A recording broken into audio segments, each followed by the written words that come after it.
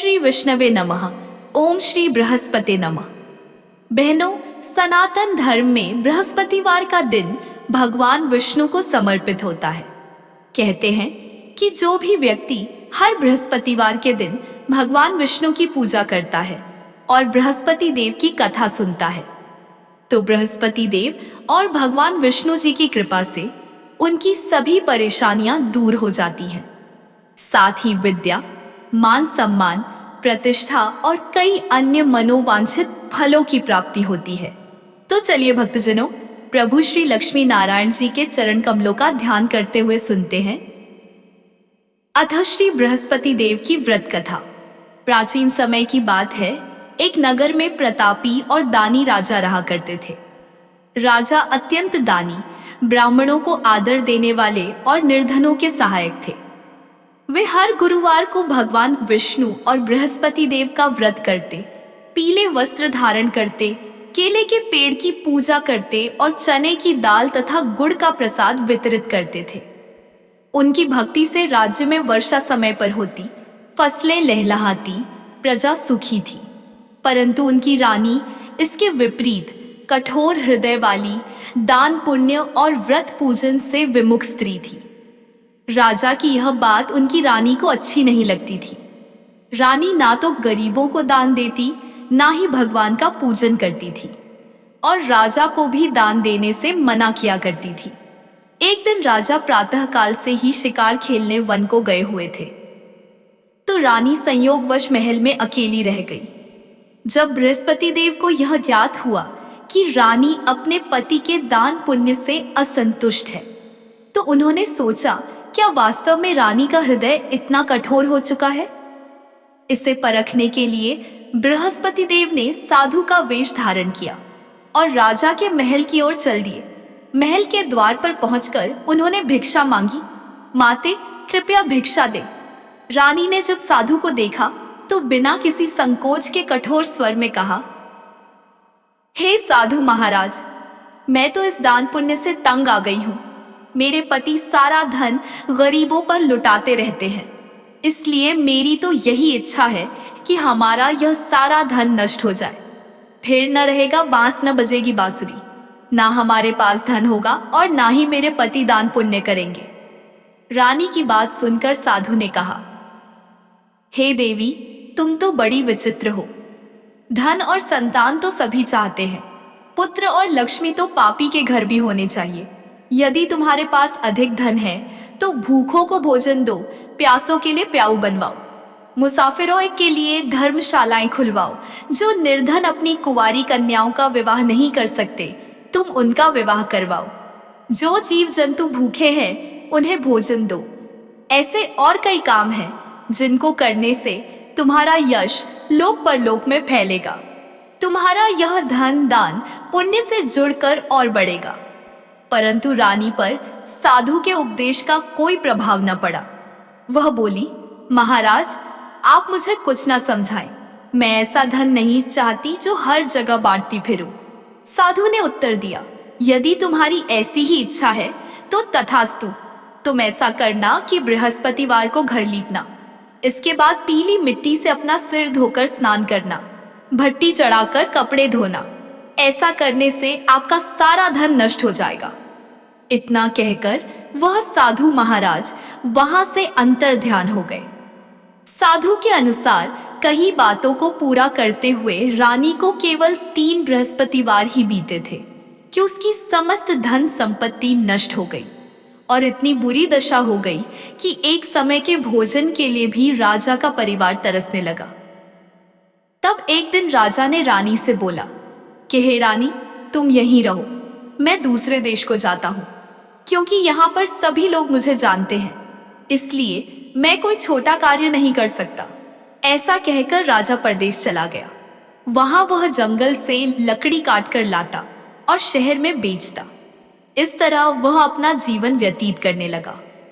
इधर राजा के परदेश जाते ही रानी और दासी दुखी रहने लगी। एक बार जब रानी और दासी को 7 दिन तक बिना भोजन के रहना पड़ा, तो रानी ने अपनी दासी से कहा, हे दासी, पास ही के नगर में मेरी बहन रहती है। वह बड़ी धनवान है। तू उसके पास जा और कुछ ले आ, ताकि थोड़ी बहुत गुजर बसर हो जाए। दासी रानी की बहन सखी के पास गई। उस दिन गुरुवार था और रानी की बहन उस समय बृहस्पतिवार व्रत की कथा सुन रही थी। दासी ने रानी की बहन को अपनी रानी का संदेश दिया, लेकिन रानी की बड़ी बहन ने कथा और पूजा अधूरी होने के कारण कोई उत्तर नहीं दिया। जब दासी को रानी की बहन से कोई उत्तर नहीं मिला तो वह बहुत दुखी हुई और उसे क्रोध भी आया। दासी ने वापस आकर रानी को वहां की सारी बात बता दी। दासी की ये सब बातें सुनकर रानी ने खुद को और अपने भाग्य को कोसना शुरू कर दिया। उधर रानी की बहन ने सोचा कि मेरी बहन की दासी आई थी, परंतु मैं उससे नहीं बोली, इससे वह बहुत दुखी हुई होगी। कथा सुनकर और पूजन समाप्त करके वह अपनी बहन के घर आई और कहने लगी, हे बहन, मैं बृहस्पतिवार का व्रत कर रही थी। तुम्हारी दासी मेरे घर आई थी, परंतु जब तक कथा होती है तब तक न तो उठते हैं और न ही बोलते हैं, इसलिए मैं नहीं बोली। कहो तुम्हारी दासी क्यों आई थी? रानी बोली, बहन, तुमसे क्या छिपाऊं? हमारे घर में खाने तक को अनाज नहीं बचा। और ऐसा कहते कहते रानी की आंखें भर आई। उसने दासी समेत पिछले 7 दिनों से भूखे रहने तक की बात अपनी बहन को विस्तार पूर्वक सुना दी। रानी की बहन बोली, देखो बहन, भगवान बृहस्पति देव सबकी मनोकामना को पूर्ण करते हैं। देखो, शायद तुम्हारे घर में अनाज रखा हो। पहले तो रानी को विश्वास नहीं हुआ, पर बहन के आग्रह करने पर उसने अपनी दासी को अंदर भेजा तो उसे सचमुच अनाज से भरा एक बर्तन मिल गया। यह देखकर दासी को बड़ी हैरानी हुई। दासी रानी से कहने लगी, हे रानी, जब हमको भोजन नहीं मिलता तो हम व्रत ही तो करते हैं, इसलिए क्यों न इनसे व्रत और कथा की विधि पूछ ली जाए ताकि हम भी व्रत कर सके। तब रानी ने अपनी बहन से बृहस्पतिवार व्रत के बारे में पूछा। उसकी बहन ने बताया, बृहस्पतिवार के व्रत में चने की दाल और गुड़ से विष्णु भगवान और केले की जड़ में पूजन करें तथा दीपक जलाएं, व्रत कथा सुने और पीला भोजन ही करें। इससे बृहस्पति देव प्रसन्न होते हैं। व्रत और पूजन विधि बताकर रानी की बहन अपने घर को लौट गई। 7 दिन के बाद जब गुरुवार आया तो रानी और दासी ने व्रत रखा। घुड़साल में जाकर चना और गुड़ लेकर आई, फिर उससे केले की जड़ तथा विष्णु भगवान का पूजन किया। अब पीला भोजन कहां से आए, इस बात को लेकर दोनों बहुत दुखी थे। चूंकि उन्होंने व्रत रखा था, इसलिए बृहस्पति देव उनसे प्रसन्न थे। इसलिए वे एक साधारण व्यक्ति का रूप धारण कर 2 थालों में सुंदर पीला भोजन दासी को दे गए। भोजन पाकर दासी प्रसन्न हुई और फिर रानी के साथ मिलकर भोजन ग्रहण किया। उसके बाद वे सभी गुरुवार को व्रत और पूजन करने लगी। बृहस्पति भगवान की कृपा से उनके पास फिर से धन संपत्ति आ गई, परंतु रानी फिर से पहले की तरह आलस्य करने लगी। तब दासी बोली, देखो रानी, तुम पहले भी इस प्रकार आलस्य करती थी। तुम्हें धन रखने में कष्ट होता था, इस कारण तुम्हारा सभी धन नष्ट हो गया था। और अब जब भगवान बृहस्पति की कृपा से धन मिला है तो तुम्हें फिर से आलस्य होता है। रानी को समझाते हुए दासी कहती है कि बड़ी मुसीबतों के बाद हमने यह धन पाया है, इसलिए हमें दान पुण्य करना चाहिए, भूखे मनुष्यों को भोजन कराना चाहिए और धन को शुभ कार्यों में खर्च करना चाहिए, जिससे तुम्हारे कुल का यश बढ़ेगा, स्वर्ग की प्राप्ति होगी और पितृ प्रसन्न होंगे। दासी की बात मानकर रानी अपना धन शुभ कार्यों में खर्च करने लगी, जिससे पूरे नगर में उसका यश फैलने लगा। इधर एक दिन राजा दुखी होकर जंगल में एक पेड़ के नीचे आसन जमाकर बैठ गया। वह अपनी दशा को याद करके व्याकुल होने लगा। बृहस्पतिवार का दिन था। एकाएक उसने देखा कि निर्जन वन में एक साधु प्रकट हुए। वह साधु वेश में स्वयं बृहस्पति देवता थे। लकड़हारे के सामने आकर बोले, हे लकड़हारे, इस सुनसान जंगल में तू चिंता मग्न क्यों बैठा है? लकड़हारे ने दोनों हाथ जोड़कर प्रणाम किया और उत्तर दिया, महात्मा जी, आप सब कुछ जानते हैं, मैं क्या कहूँ। यह कहकर रोने लगा और साधु को अपनी आत्मकथा सुनाई। महात्मा जी ने कहा, तुम्हारी स्त्री ने बृहस्पति के दिन बृहस्पति भगवान का निरादर किया है, जिसके कारण रुष्ट होकर उन्होंने तुम्हारी यह दशा कर दी। अब तुम चिंता को दूर करके मेरे कहने पर चलो तो तुम्हारे सब कष्ट दूर हो जाएंगे और भगवान पहले से भी अधिक संपत्ति देंगे। तुम बृहस्पति के दिन कथा किया करो। 2 पैसे के चने और गुड़ लाकर उसका प्रसाद बनाओ और शुद्ध जल से लोटे में शक्कर मिलाकर अमृत तैयार करो। कथा के पश्चात अपने सारे परिवार और सुनने वाले प्रेमियों में अमृत व प्रसाद बांटकर आप भी ग्रहण करो। ऐसा करने से भगवान तुम्हारी सब मनोकामनाएं पूरी करेंगे। साधु के ऐसे वचन सुनकर लकड़हारा बोला, हे प्रभु, मुझे लकड़ी बेचकर इतना पैसा नहीं मिलता जिससे भोजन के उपरांत कुछ बचा सकूं। मैंने कई रात्रि स्वप्न में अपनी स्त्री को व्याकुल देखा है। मेरे पास कुछ भी नहीं जिससे मैं उसकी खबर मंगा सकूं। साधु ने कहा, हे लकड़हारे, तुम किसी बात की चिंता मत करो। बृहस्पति के दिन तुम रोजाना की तरह लकड़ियां लेकर शहर को जाओ। तुमको रोज से दुगुना धन प्राप्त होगा, जिससे तुम भली भांति भोजन कर लोगे तथा बृहस्पति देव की पूजा का सामान भी आ जाएगा। इतना कहकर साधु अंतर्ध्यान हो गए। धीरे धीरे समय व्यतीत होने पर फिर वही बृहस्पतिवार का दिन आया। लकड़हारा जंगल से लकड़ी काटकर किसी शहर में बेचने गया। उसे उस दिन और दिनों से अधिक पैसा मिला। राजा ने चना गुड़ आदि लाकर गुरुवार का व्रत किया। उस दिन से उसके सभी क्लेश दूर हुए। परंतु जब दोबारा गुरुवार का दिन आया तो राजा बृहस्पतिवार का व्रत करना भूल गया। इस कारण बृहस्पति भगवान नाराज हो गए। उस दिन उस नगर के राजा ने विशाल यज्ञ का आयोजन किया तथा शहर में यह घोषणा करा दी कि कोई भी मनुष्य अपने घर में भोजन न बनाए, न आग जलाए। समस्त जनता मेरे यहाँ भोजन करने आए। इस आज्ञा को जो न मानेगा उसे फांसी की सजा दी जाएगी। इस तरह की घोषणा संपूर्ण नगर में करवा दी गई। राजा की आज्ञानुसार शहर के सभी लोग भोजन करने गए, लेकिन लकड़हारा कुछ देर से पहुंचा, इसलिए राजा उसको अपने साथ घर लेवा ले गए और ले जाकर भोजन करा रहे थे। तभी रानी की दृष्टि उस खूंटी पर पड़ी जिस पर उसका हार लटका हुआ था। वह हार वहां पर दिखाई नहीं दिया। रानी ने निश्चय किया कि मेरा हार इस लकड़हारे ने चुरा लिया है। राजा ने उसी समय सिपाहियों को बुलाकर उसको कारागार में डलवा दिया। जब लकड़हारा कारागार में पड़ गया और बहुत दुखी होकर विचार करने लगा कि न जाने कौन से पूर्व जन्म के कर्म से मुझे यह दुख प्राप्त हुआ है। ऐसा सोचते हुए वो उसी साधु को याद करने लगा जो कि जंगल में मिला था।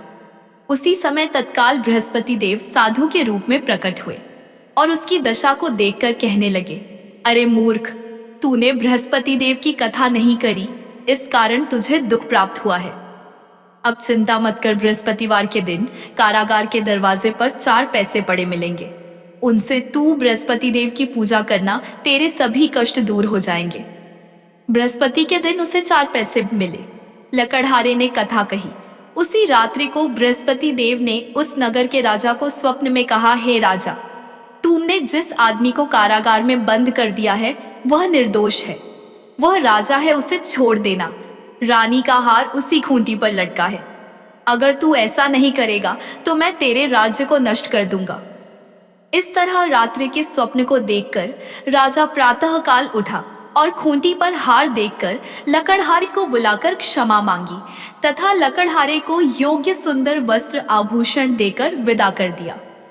बृहस्पति देव की आज्ञानुसार लकड़हारा अपने नगर को चल दिया।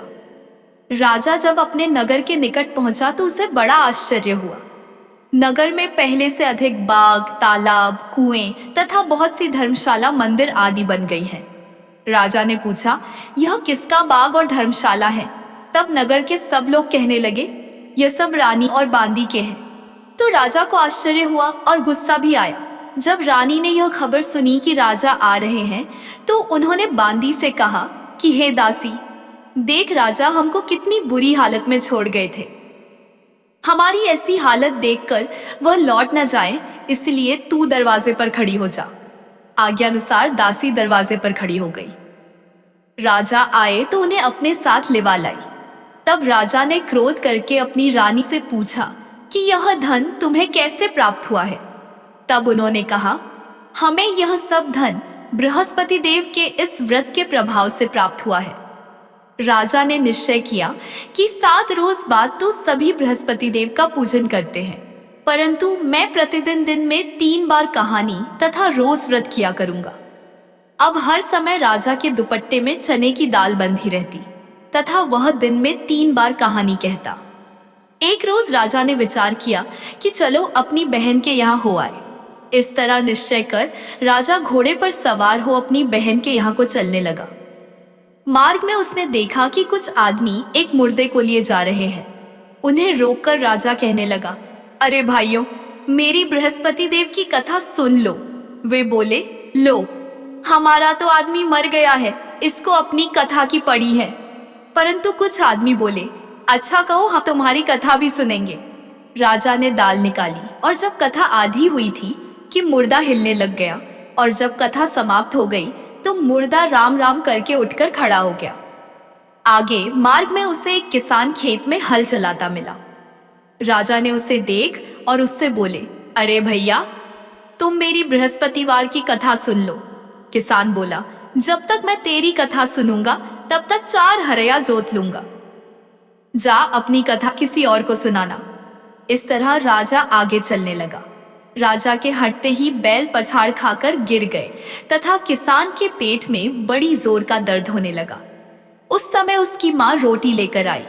उसने जब यह देखा तो अपने पुत्र से सब हाल पूछा और बेटे ने सभी हाल कह दिया तो बुढ़िया दौड़ी दौड़ी उस घुड़सवार के पास गई और उससे बोली कि मैं तेरी कथा सुनूंगी, तू अपनी कथा मेरे खेत पर चलकर ही कहना। राजा ने बुढ़िया के खेत पर जाकर कथा कही, जिसके सुनते ही वह बैल उठ खड़े हुए तथा किसान के पेट का दर्द भी बंद हो गया। अगले दिन राजा अपनी बहन के घर पहुंचा। बहन ने भाई की खूब मेहमानी की। दूसरे रोज प्रातःकाल राजा जगा तो वह देखने लगा कि सब लोग भोजन कर रहे हैं। राजा ने अपनी बहन से कहा, ऐसा कोई मनुष्य है जिसने भोजन नहीं किया हो, मेरी बृहस्पतिवार की कथा सुन ले। बहन बोली, हे भैया, यह देश ऐसा ही है कि पहले यहाँ लोग भोजन करते हैं, बाद में अन्य काम करते हैं। अगर कोई पड़ोस में हो तो देख आती हूँ। ऐसा कहकर देखने चली गई, परंतु उसे कोई ऐसा व्यक्ति नहीं मिला जिसने भोजन न किया हो। अतः वह एक कुम्हार के घर गई जिसका लड़का बीमार था। उसे मालूम हुआ कि उनके यहाँ 3 रोज से किसी ने भोजन नहीं किया है। रानी ने अपने भाई की कथा सुनने के लिए कुम्हार से कहा। वह तैयार हो गया। राजा ने जाकर बृहस्पतिवार की कथा कही, जिसको सुनकर उसका लड़का ठीक हो गया। अब तो राजा की प्रशंसा होने लगी। एक रोज राजा ने अपनी बहन से कहा कि हे बहन, हम अपने घर को जाएंगे, तुम भी तैयार हो जाओ। राजा की बहन ने अपनी सास से कहा। सास ने कहा, हाँ चली जा, परंतु अपने लड़कों को मत ले जाना, क्योंकि तेरे भाई के कोई औलाद नहीं है। बहन ने अपने भैया से कहा, हे भैया, मैं तो चलूंगी पर कोई बालक नहीं जाएगा। राजा बोला, जब कोई बालक नहीं चलेगा तब तुम ही क्या करोगी। बड़े दुखी मन से राजा अपने नगर को लौट आया। राजा ने अपनी रानी से कहा, हम निर्वंशी हैं, हमारा मुंह देखने का धर्म नहीं है और कुछ भोजन आदि नहीं किया। रानी बोली, हे प्रभु, बृहस्पति देव ने हमें सब कुछ दिया है, वह हमें औलाद अवश्य देंगे। उसी रात को बृहस्पति देव ने राजा से स्वप्न में कहा, हे राजा उठ, सभी सोच त्याग दे, तेरी रानी गर्भ से है। राजा की यह बात सुनकर बड़ी खुशी हुई। 9वें महीने में उसके गर्भ से एक सुंदर पुत्र पैदा हुआ। तब राजा बोला, हे रानी, स्त्री बिना भोजन के रह सकती है, पर बिना कहे नहीं रह सकती। जब मेरी बहन आए तुम उससे कुछ कहना मत। रानी ने सुनकर हाँ कर दिया। जब राजा की बहन ने यह शुभ समाचार सुना तो वह बहुत खुश हुई तथा बधाई लेकर अपने भाई के यहाँ आई। तभी रानी ने कहा, घोड़ा चढ़कर तो नहीं आई, गधा चढ़ी आई। राजा की बहन बोली, भाभी, मैं इस प्रकार न कहती तो तुम्हें औलाद कैसे मिलती। मित्रों, संसार में जो मनुष्य सद्भावना से भगवान जी का पूजन व्रत सच्चे हृदय से करते हैं तो उनकी सभी मनोकामनाएं पूर्ण करते हैं। जैसी सच्ची भावना से रानी और राजा ने उनकी कथा का गुणगान किया तो उनकी सभी इच्छाएं बृहस्पति देव जी ने पूर्ण की थी। इसलिए पूर्ण कथा सुनने के बाद प्रसाद लेकर जाना चाहिए। हृदय से उसका मनन करते हुए जयकारा बोलना चाहिए। बोलो बृहस्पति देव की जय, भगवान विष्णु की जय। अब सुनते हैं दूसरी कथा। प्राचीन काल में एक ब्राह्मण रहता था। वह बहुत निर्धन था। उसके कोई संतान नहीं थी। उसकी स्त्री बहुत मलिनता के साथ रहती थी। वह ना तो स्नान करती और ना ही किसी देवता का पूजन करती। इस सब से ब्राह्मण देवता बड़े दुखी थे। बेचारे बहुत अपनी स्त्री से कुछ कहते थे, किंतु उसका कुछ परिणाम न निकला। भगवान की कृपा से ब्राह्मण की स्त्री को कन्या रूपी रत्न पैदा हुआ। कन्या बड़ी होने पर प्रातः स्नान करके विष्णु भगवान का जाप के बृहस्पतिवार का व्रत करने लगी। अपने पूजन पाठ को समाप्त करके विद्यालय जाती तो अपनी मुट्ठी में जौ भर के ले जाती और पाठशाला के मार्ग में डालती जाती। तब ये जौ स्वर्ण के हो जाते तो लौटते समय उनको बीन कर घर ले आती थी।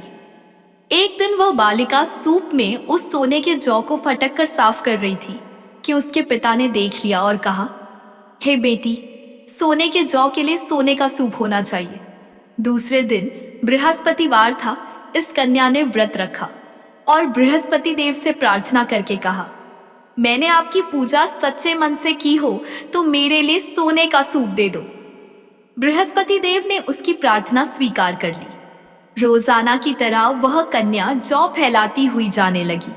जब लौटकर जौ बीन रही थी तो बृहस्पति देव की कृपा से सोने का सूप मिला।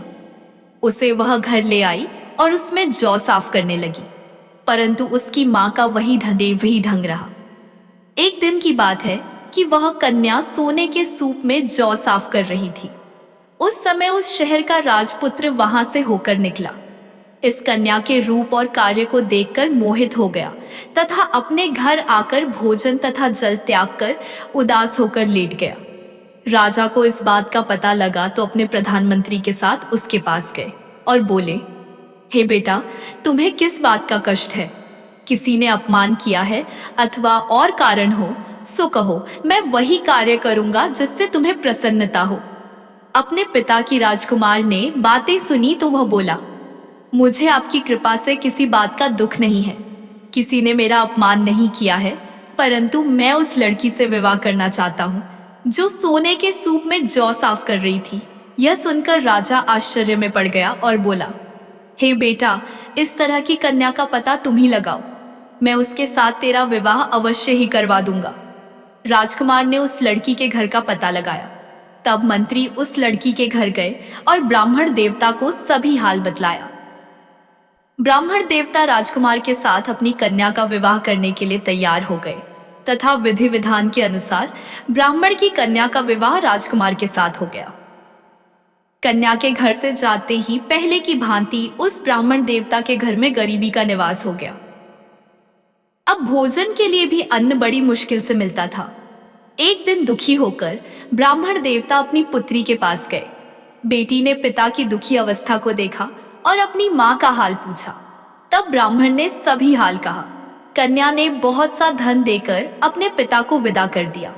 इस तरह ब्राह्मण का कुछ समय सुखपूर्वक व्यतीत हुआ। कुछ दिन बाद फिर वही हाल हो गया। ब्राह्मण फिर अपनी कन्या के यहाँ गया और सारा हाल कहा तो उसकी लड़की बोली, हे पिताजी, आप माताजी को यहाँ पर लेकर आओ। मैं उसे विधि बता दूंगी जिससे आपकी गरीबी दूर हो जाएगी। वह ब्राह्मण देवता अपनी स्त्री को साथ लेकर बेटी के घर पहुंचे तो बेटी अपनी माँ को समझाने लगी, हे माँ, तुम प्रातः काल प्रथम स्नानादि करके विष्णु भगवान का पूजन करो और दिन में बृहस्पति देव का व्रत रखो।